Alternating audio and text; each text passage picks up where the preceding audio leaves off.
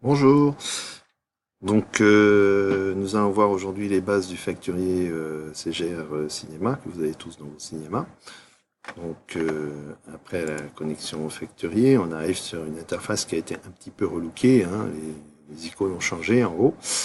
Donc, je vous fais une présentation rapide. Donc, les devis, les commandes, factures, désignation C, les articles, clients. Donc, pour les clients, statistiques. Voilà, vous avez des statistiques sur vos ventes, toutes vos factures, tout ça.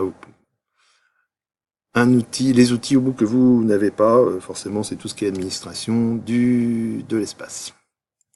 Voilà, donc lorsqu'on se log, on arrive directement sur l'espace commande, hein, parce que nous, on a plus souvent besoin de faire une commande qu'on va transférer en facture. On n'arrive pas sur les devis directement. Donc, on arrive sur l'espace commande qui est là, hein, ici.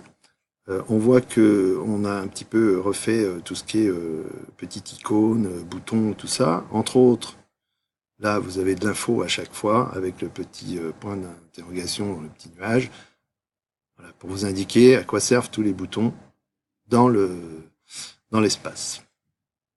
Comme ici, par exemple, pour filtrer. Donc voilà, ici, vous avez toutes les indications à mettre dans le filtre au-dessus si vous voulez filtrer tous vos bons de commande.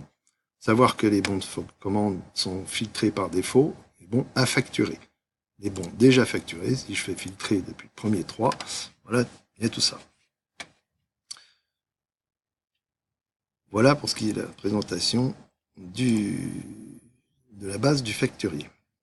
Donc avant de commencer le facturier, enfin au tout début, on va devoir, avant de faire des factures, remplir une liste d'articles. Donc sur les articles, vous allez créer donc votre article, le nom de l'article, les catégories, comme on voit ici, on peut créer autant de catégories qu'on veut, qui permettent donc de trier les articles.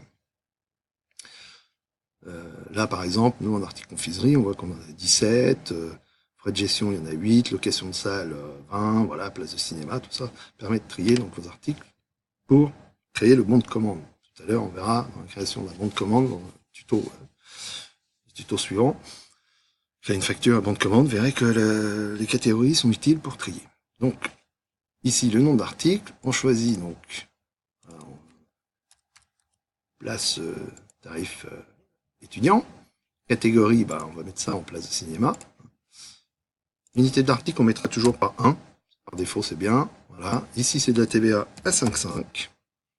Et donc, notre place étudiant, comme on n'a pas, on ne sait pas le montant hors taxe, mais on connaît toujours le prix TTC, on va donc entrer le montant TTC. Ici, on a un petit convertisseur qui va donc nous aider à transformer le TTC en hors taxe. Donc, nous, ce qui nous intéresse ici, c'est le 5,5. Vous avez aussi pour les 10% et les 20%. 5,5, le tarif étudiant est de 6,70. On copie tout le montant hors taxe pour le coller ici. Voilà.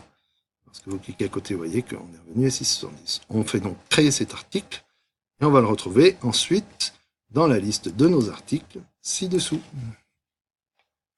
Articles qu'on pourra d'ailleurs, après, vous pouvez les trier par catégorie, par désignation, par tarif, voilà.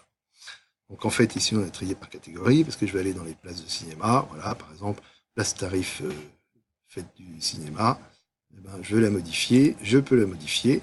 Vous ne pourrez jamais modifier le nom de l'article, l'intitulé, ça, c'est pas possible. Par contre, vous pouvez changer de catégorie si vous êtes trompé. D'ailleurs, ici, je vous dis que si vous modifiez quoi que ce soit comme il a déjà été utilisé, pas de souci, ça va recréer une nouvelle ligne en fait. Donc, vous pouvez modifier le tarif, le taux de TVA, vous faites envoyer et votre article est modifié.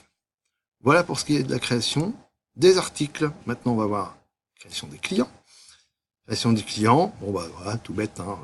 Le nom, seule chose obligatoire.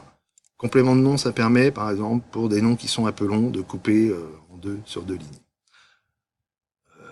Rue, code postal, ville, normal.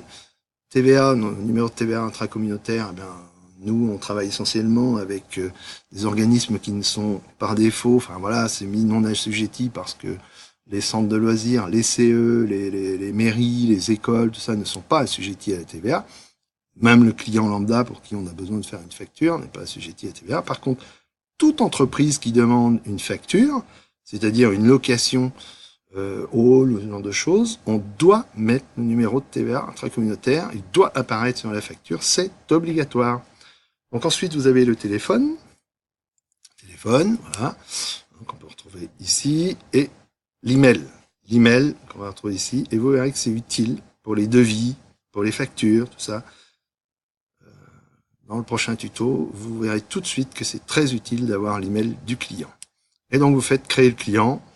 Le client va donc s'inscrire dans votre tableau en dessous. Pareil, vous pouvez trier par ville, code postal, nom de rue, par nom, tout ce que vous voulez. Voilà, donc après, par même chose, un client, si vous êtes trompé, quoi que ce soit, vous pouvez donc le modifier à tout moment. Ici, vous avez les petites infos. Il n'y a pas grand-chose, seul le nom du client est obligatoire. Voilà. Voilà ce qui est donc de la base du facturier et de la création des articles et des clients. À bientôt!